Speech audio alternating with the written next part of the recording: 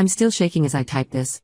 I need to get this off my chest because I can't believe this is my reality right now. My husband Robert, 32M, and my sister Diana, 29F, were not just having an affair, they were plotting to kill me for my life insurance money. I know this sounds like something out of a crime show, but this is my actual life right now. Some background first. I'm Ashley, 30F, and I grew up in a wealthy suburb of Boston with my younger sister Diana. Our childhood wasn't exactly perfect. Our dad was a successful business owner who was barely home, and our mom struggled with depression. Diana and I basically raised each other. We shared everything: clothes, secrets, friends. I always felt protective of her since she was younger. She had a wild streak that got her into trouble sometimes, but I was always there to bail her out. Diana struggled a lot in her teens. She got into drugs for a while, dropped out of college twice, and had a string of toxic relationships. I supported her through everything, even when our parents were ready to give up on her. When she got pregnant at 25 with her son Eric, I helped her get clean and back on her feet. She seemed to really turn her life around after that. I met Robert 5 years ago through what I thought was a chance encounter at a charity gala. He worked as a financial advisor at a prestigious firm, and everything about him screamed success.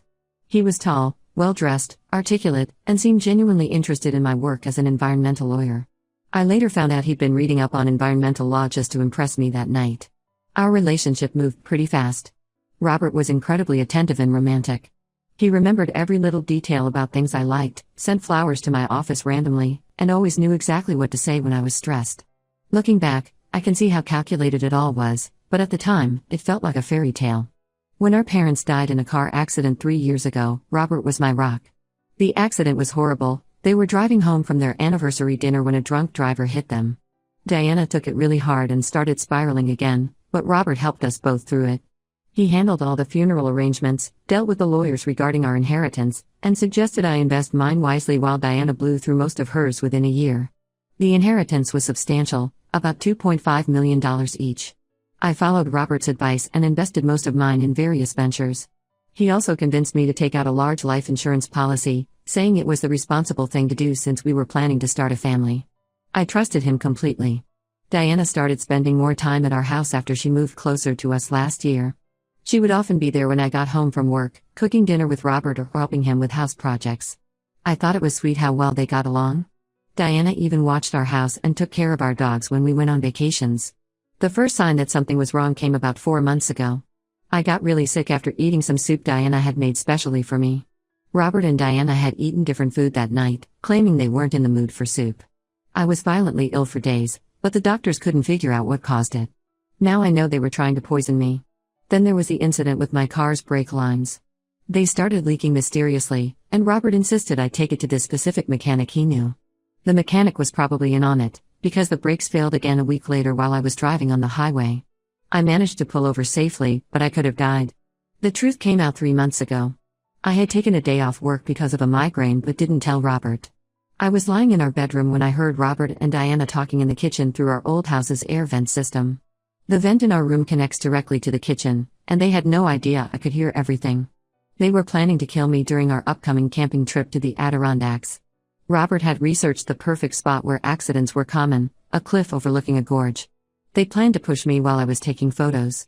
They talked about how they'd split my life insurance money and move to Belize together, where they'd already bought property using fake names. I lay there for over an hour, listening to my husband and sister discuss every detail of my murder. They talked about their previous failed attempts, the soup, the brake lines, and other things I hadn't even realized were attempts on my life. They had been sleeping together for over 2 years, starting just months after my wedding.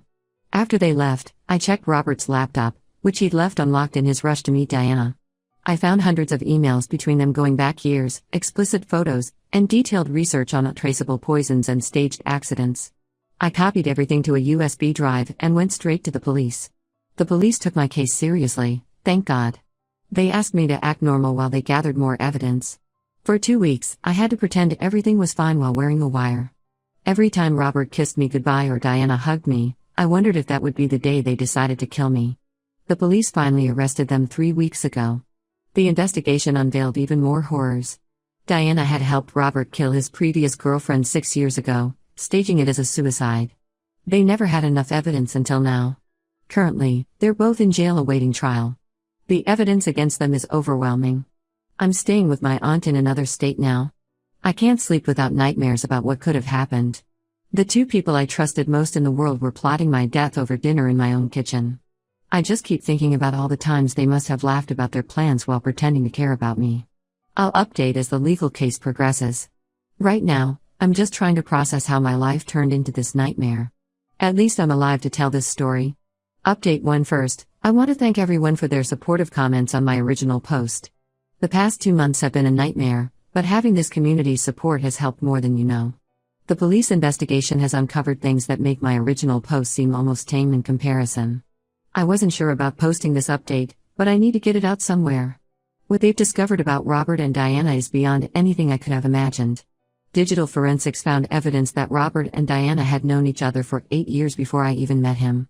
Everything, from our chance meeting at the charity gala to Robert's career choice, was orchestrated. Diana had shown him my social media posts about environmental law and charity work months before we met. He specifically got a job at that financial firm because he knew they handled the charity gala I attended every year. The investigators found photos of them together from years ago, stored in encrypted files on Robert's cloud storage. They had been lovers long before I came into the picture. Diana had even dyed her hair and changed her appearance when they put their plan in motion, so no one would recognize her from their past together. Remember how I mentioned our parents' car accident? The police are now investigating that too. They found suspicious transfers from an offshore account to someone connected to the drunk driver who hit our parents. They're looking into whether Robert and Diana arranged the accident to get access to our inheritance. I've been physically sick since learning about this possibility. The investigation into Robert's previous girlfriend's death has been reopened. Her name was Michelle, 27F, and her suicide 3 years before he met me was suspiciously similar to what they had planned for me. She had also recently taken out a large life insurance policy naming Robert as the beneficiary. Michelle's family had always suspected foul play but could never prove anything. A private investigator I hired discovered Robert's real identity. His name is Ronald Matthews, and he had a history of insurance fraud in 3 other states. He changed his name 7 years ago and created a completely new identity. The level of planning that went into his deception is terrifying. Diana's past is turning out to be even darker than I knew. Remember how I mentioned she had a wild period in her teens? The police found evidence linking her to her college roommate Lucy's, 20F, overdose death 10 years ago. Lucy had a trust fund that Diana inherited as her nominated beneficiary. They're reopening that case too. What makes this even more twisted is that Diana had been recording everything.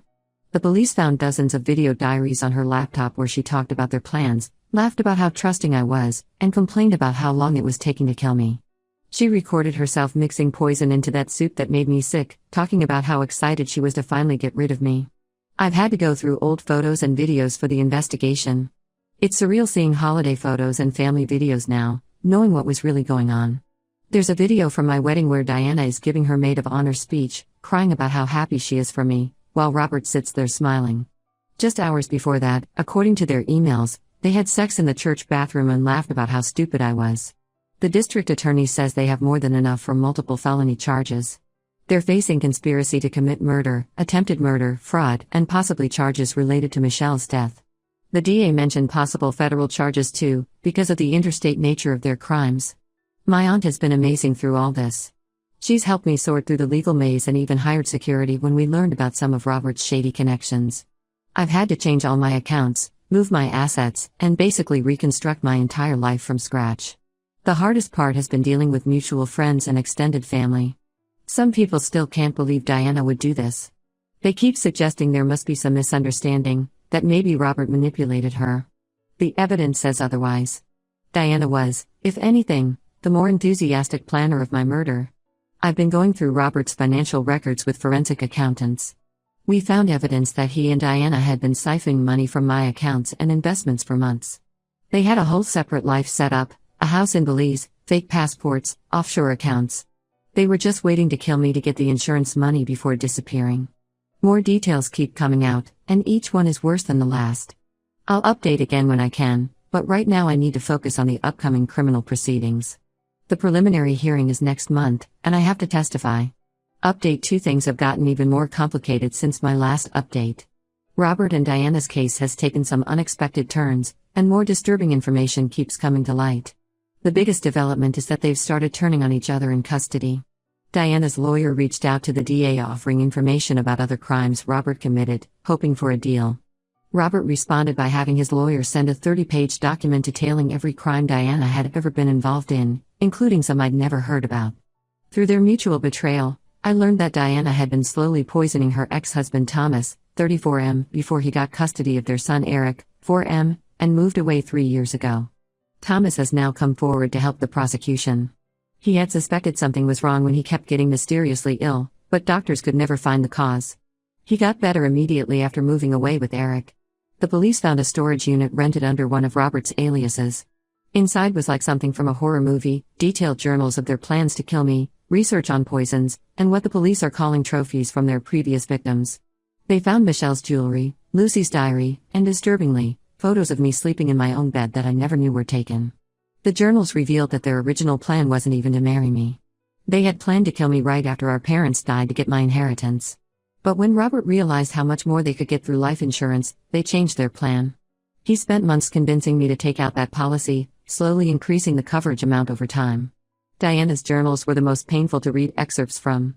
She wrote about how much she hated me since we were teenagers, how she resented that our parents preferred me, and how she enjoyed watching me trust her while she plotted my death. She even wrote about putting small amounts of poison in my coffee during our weekly sister brunches, just to make me feel ill and worried about my health. More victims of their previous scams have come forward. Patricia, 35F, who dated Robert 7 years ago, nearly died in a hiking accident that's eerily similar to what they planned for me. She only survived because another hiker happened to come along at the right moment. There's also Jennifer, 31F, who was Robert's neighbor in another state. Her house mysteriously burned down after she rejected his advances, but she wasn't home at the time. The investigation into our parents' death has uncovered money trails linking Robert to the drunk driver. They found payments totaling $50,000 made to the driver's offshore account 2 days before the accident. The driver died in prison last year from what looked like a heart attack, but now they're investigating whether he was silenced. Diana's son Eric has been permanently placed with Thomas's family. The psychological evaluation they did on Diana as part of the custody hearing is frightening.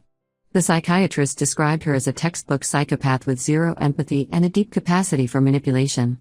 She apparently showed no emotional response when discussing her crimes, only frustration at being caught. The evidence from their storage unit led police to 3 other storage units in different states. They found more evidence of their crimes, including detailed plans for future victims. They had a list of wealthy women they planned to target after killing me. Each victim was researched in detail, with notes on their routines, relationships, and vulnerabilities. I've had to increase security after learning that Robert tried to hire someone to take care of me from inside jail. Thankfully, he approached an undercover officer, but it shows they're still trying to tie up loose ends. I'm now living in a secured building with cameras and 24-hour security. The district attorney says this case has become one of the largest investigations of its kind in the state. They're still uncovering new evidence and potential victims. Both Robert and Diana are facing multiple life sentences if convicted. The trial is set to start in 2 months, and I'll update again after it begins. Update 3: The trial ended yesterday, and I'm still processing everything that came out during the proceedings. This will be my final update on this nightmare, as I need to focus on moving forward with my life. The trial lasted 3 weeks, and every day brought new horrors. The prosecution presented over 1,000 pieces of evidence, including their journals, emails, videos, and financial records. Listening to those recordings of them planning my death while sitting in the same courtroom with them was the hardest thing I've ever done. Diana took the stand first, trying to paint herself as a victim of Robert's manipulation. She claimed he had been controlling her for years through blackmail and threats. Her performance was almost convincing until the prosecution played videos from her phone. In them, she was excitedly planning my murder, talking about how much she looked forward to watching me die. The jury's faces said everything. Robert's testimony was even worse. He showed absolutely no remorse, instead trying to justify everything as business decisions. He actually said that killing me would have been a mercy because Diana was planning to make it more painful. They spent most of the trial trying to blame each other, revealing even more crimes in the process. The forensic accountant's testimony revealed they had stolen over $400,000 from my accounts through careful manipulation of my investments. They had been moving small amounts at a time to avoid detection, using Robert's position as my financial advisor to cover their tracks. Thomas testified about his poisoning, bringing medical records showing elevated levels of arsenic in his blood from when he was married to Diana. He described how she would insist on cooking all his meals, how she isolated him from his family, and how she tried to convince everyone he was mentally unstable when he started suspecting her. The most shocking testimony came from Robert's former cellmate, who revealed that Robert and Diana had killed at least 2 other people we didn't know about. The police are now investigating the deaths of Robert's elderly aunt, who left him her estate, and Diana's former boss, who died in an apparent suicide after confronting her about missing company funds. The jury took only 4 hours to reach a verdict. Both Robert and Diana were found guilty on all counts: conspiracy to commit murder, attempted murder, fraud, evidence tampering, and in Robert's case, the murder of his previous girlfriend Michelle. The judge sentenced them each to multiple life sentences without the possibility of parole, to be served consecutively.